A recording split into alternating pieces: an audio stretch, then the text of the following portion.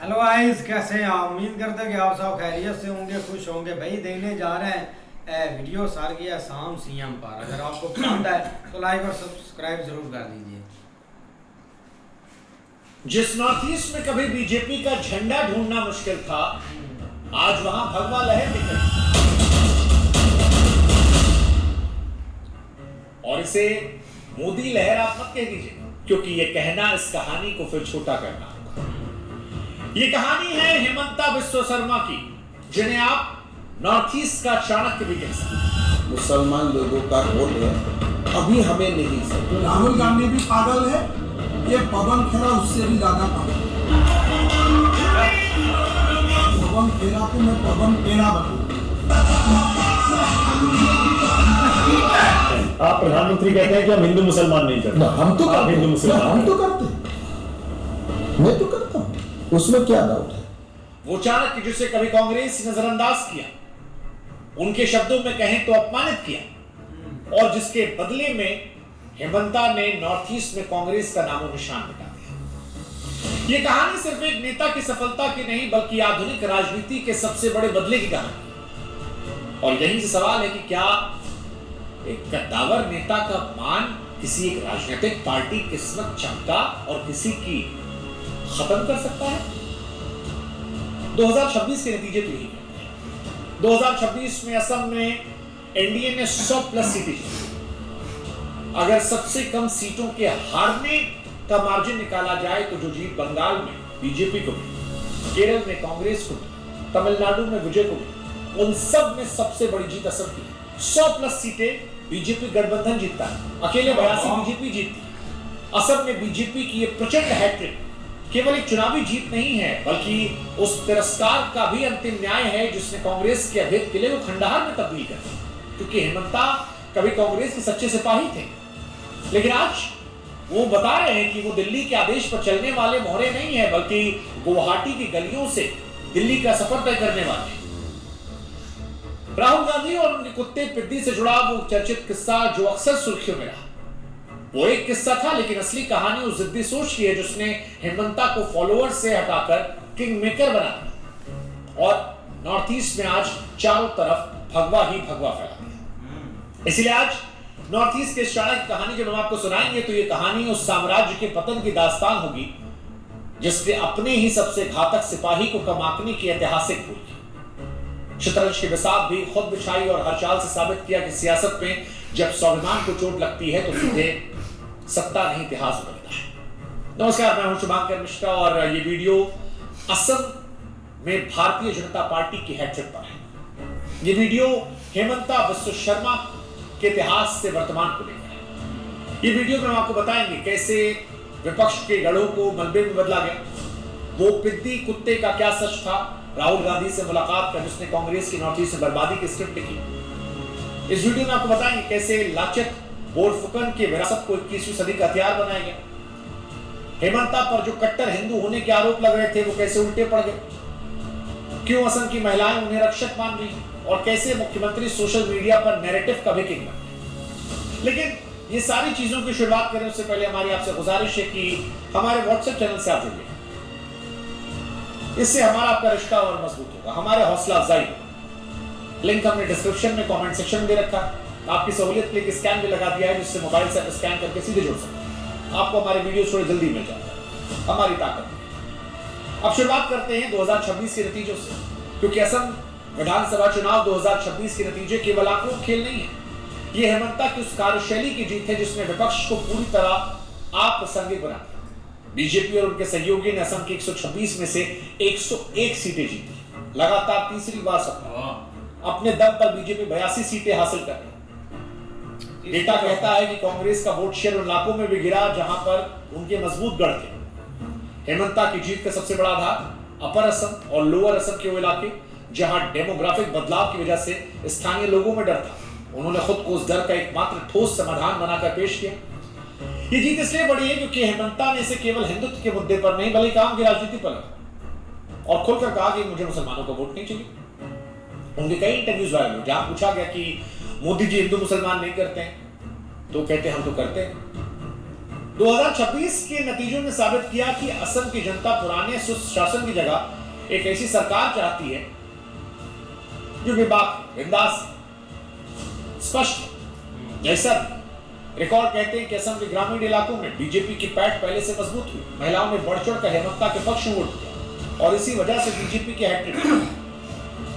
अब असम की राजनीति में कांग्रेस के लिए वापसी का रास्ता लगभग बंद, क्योंकि हेमंता ने उनके पूरे स्ट्रक्चर को ध्वस्त कर और एक ऐसा किला तैयार किया है जिससे अगले कुछ सालों में तो भेजना बड़ा मुश्किल है। अब इसकी शुरुआत पिद्दी कुत्ता और हेमंता के स्वाभिमान की। क्या आप जानते हैं कि राहुल गांधी का कुत्ता पिद्दी और हेमंता के बीच स्वाभिमान की एक कहानी थी, जिसकी वजह से असम में, नॉर्थ ईस्ट में बीजेपी का राइज हुआ और कांग्रेस का पतन। देखिए, दुनिया अक्सर ये मानती है कि हेमंता ने केवल सत्ता की चाहत में पाला था, उन पर कुछ मुकदमे चल रहे थे, सारी बात। लेकिन एक बड़ी हकीकत उस मुलाकात में छिपी है जिसने भारतीय राजनीति का रुख पकड़ा। ये मुलाकात जिसके बारे में हेमंता ने खुद बताया, 2015 की मुलाकात जो दिल्ली में राहुल गांधी के साथ, जो स्वाभिमान की चोट का बड़ा कारण। हेमंता ने कई बार सार्वजनिक तौर पर बताया कि जब वो असम की समस्याओं को लेकर, पार्टी की गिरती साख को लेकर चर्चा करने दिल्ली पहुंचे, तब राहुल गांधी अपने पालतू कुत्ते पिद्दी को बिस्किट खिलाने व्यस्त थे। अच्छा।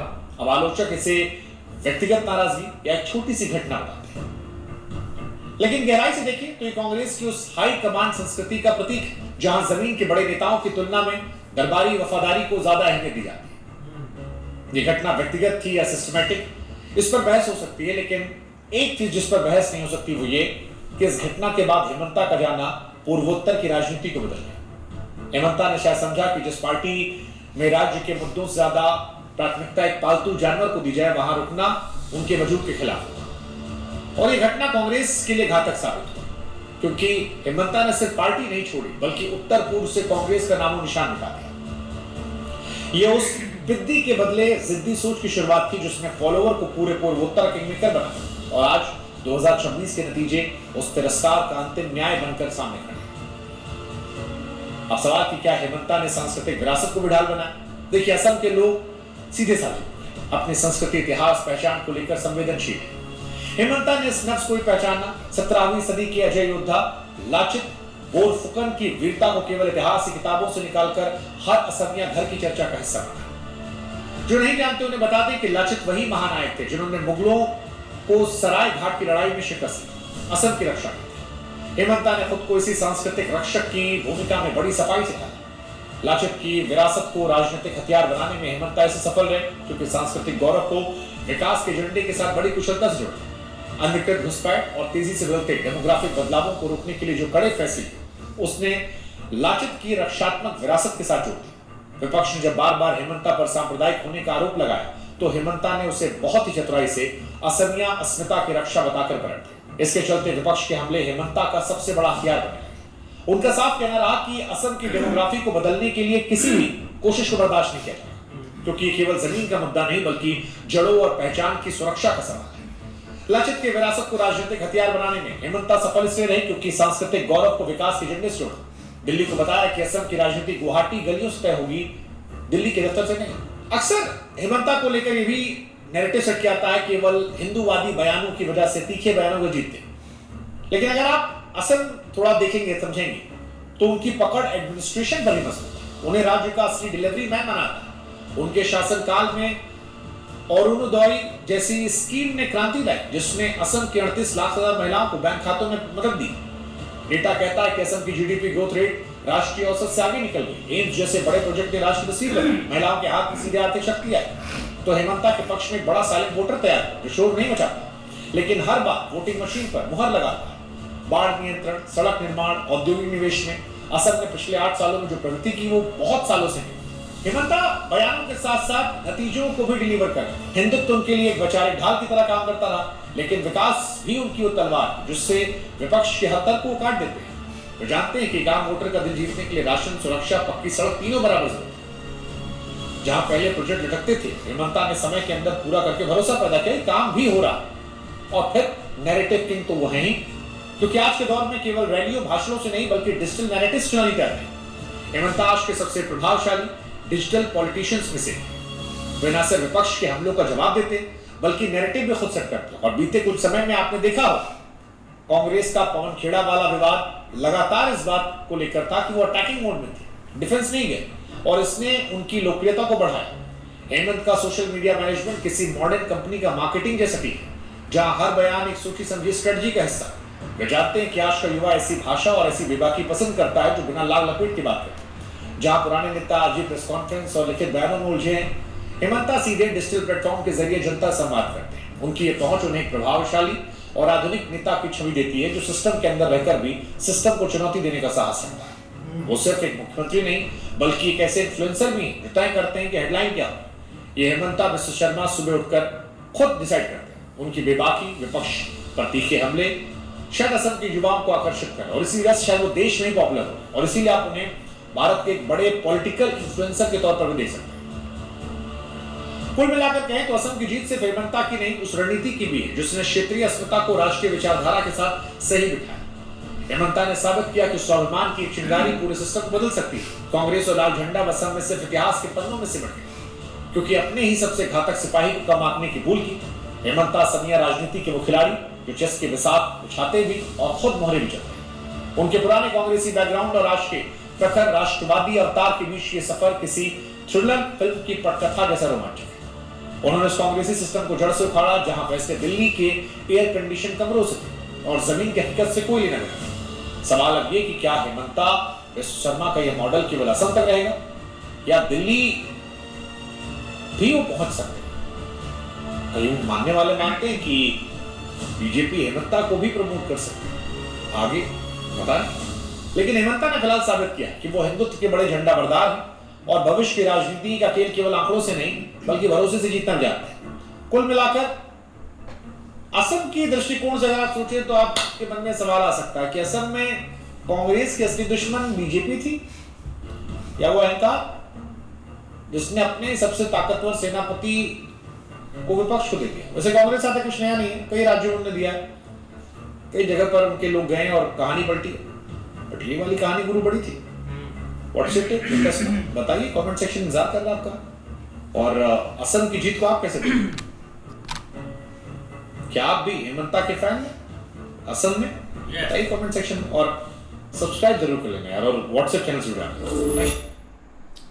ऐसे ही है यार, बहुत कमाल की वीडियो थी। लेकिन देखा जाए ना पॉलिटिक्स में भाई हम स्टार्ट से सुनते आ रहे हैं, कांग्रेस एक स्ट्रांग पार्टी थी और एक स्ट्रांग उनके पास कैंडिडेट थे, जैसे उनका भाई एक स्टार्ट हुआ।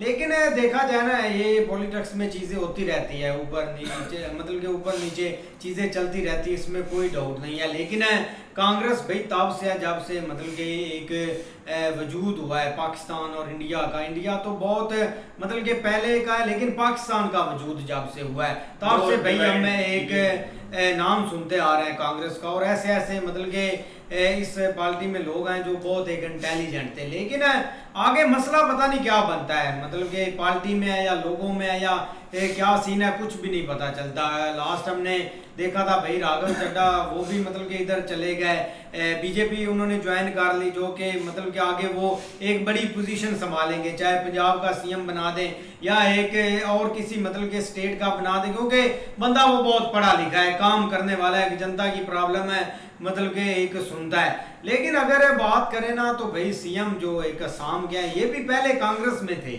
मतलब कि ऐसा कुछ हुआ कि उन्होंने भाई कांग्रेस छोड़ दी। अब नॉर्थ ईस्ट में भाई 3 साल हो गए उस बंदे की हुकूमत को कोई टच नहीं कर पा रहा, और एक मतलब कि दबंग के साथ वो हुकूमत कर रहे हैं और ललकारते हैं आगे भाई जो भी उनके अपोजिशन में खड़ा होता है ना उसको बोल कर मतलब कि चैलेंज करते हैं कि आप आज मैंने इलेक्शन लड़ना है। और ये तब बंदा करता है जब उसको भाई अपने आप पर एक बिलीव होता है कि हाँ मैं ये कर लूंगा और मेरे पास पीछे मतलब के लोग बहुत खड़े हुए हैं। अब यार ये बहुत मतलब के प्रॉब्लम आ रही है। सबसे ज्यादा जो एक वुमेन का एक पावर है ना वोट की, वो काफी एक पार्टी को भाई साइड पर कर रही है। इधर मतलब के वेस्ट बंगाल में देख लो, इधर वुमेन पर थोड़ी सी उन्होंने साइड एक तरफ की है तो भाई पार्टी मतलब के दूसरी चली गई है। और असम में भी यही साइड मतलब की चीज़ हो रही है, उन्होंने भाई एक कंट्रोल किया हुआ या उनको मैनेज रखा हुआ है, तो हर दफ़ा वो 3 साल हो गए मतलब कि जीत जाता। और ये बंदा है कि कंट्रोवर्सी में बहुत रहता है, जैसे बोलता है कि भाई मुझे मुस्लिम का वोट ही नहीं चाहिए, वो दे मतलब कि वोट मुझे दे ही ना, कोई प्रॉब्लम नहीं है, मैं खुद भी जीत जाऊंगा। तो ये चीज़ एक आगे ना एक बढ़ती जा रही है। उसका रीज़न ये है कि भाई ये जो मतलब कि होते हैं ना, इन्होंने हर जगह एक ये फसाद तो ज़रूर डालते हैं, इसमें कोई शक नहीं है। भाई वीडियो वाकई बड़ी कमाल की है। देखिए ना, जैसे वो सर बात कर रहे थे कि ये जब गए थे ना अपना आसाम की बात लेके उनके पास, वो जैसे वो एक बिस्कुट खिला रहे थे कुत्ते को। भाई यही बात है, आगे से रिस्पेक्ट देनी होती है। एक बंदा आपकी पार्टी की तरफ से लड़ा है इतनी, भाई उसने जद्दोजहद की है, आपकी पार्टी को जितवाया है, अगर आप उसकी बातें ही नहीं सुनेंगे तो वो बंदा पार्टी बदलेगा। उसने ऐसी पार्टी बदली है कि इसका नामो निशान आसाम से खत्म कर दिया है। बाकी राहुल गांधी की बात करें ना, मुझे तो लगता है कि इस बंदे की आने की वजह से ना कांग्रेस का भाई दिन ही खत्म हो गए। जैसे वो कहते हैं दूसरा महाभारत में नपुंसक था दुर्योधन और मामा शकुनी, और कांग्रेस में नपुंसक था ये दूसरा, इसका नाम है राहुल गांधी। ये बंदा भाई हर तरफ ना इनको हरवा रहा है, जहां पे भी जाता है वहां पे हारता है। एक तरफ ये जीते हैं, उस चीज को करना क्या इन लोगों ने। बाकी भाई अगर इसके राहुल गांधी की बात करें, मुझे तो ये बंदा ना अजीब ही लगता है। इसको कोई समझ नहीं है, ना कुछ चीज़ों का पता है पॉलिटिक्स का, इसको मुझे लगता है घंटा भी नहीं पता। मोदी साहब के सामने ये आके ऐसी चीज़ें मांगने लग पड़ता है, मुझे प्रूफ दे, मुझे ये करें, मुझे वो करें। असेंबली में बैठा होता है, हंसता रहता है, जो इसकी भाई को उतारते हैं ये चुप करके सुनता रहता है। इसको होश ही नहीं है अपने आप की। इसको पॉलिटिशियन में आने किसने दिया है? बिल्कुल यार, काफ़ी अच्छी वीडियो थी और इसमें कोई शक नहीं है कि जो सीएम है ना भाई असम के, वो काफ़ी एक पावरफुल लीडर हैं। और जब वो इधर आए थे ना, तो उस वक्त उनके ऊपर तो काफ़ी ज़्यादा इन्होंने ब्लेम लगाए थे कि आप जब भी जितने भी आपके ऊपर केस हैं, जो भी आपके ऊपर करप्शन है, वो सारी चीज़ें आप लेकर जाएं बीजेपी के पास, वो भाई आपकी सारी चीज़ें एक ना वाश कर देगी। मतलब आपके ऊपर कोई केस नहीं रहेगा, कोई कुछ नहीं रहेगा। ये वाली जो चीज़ें हैं ना, इनके बारे में बोली गई थी कि इन्होंने बहुत ज़्यादा जो है एक घपला किया है, ऐसे एक भाई केस इन्होंने पीछे लगाए हुए थे।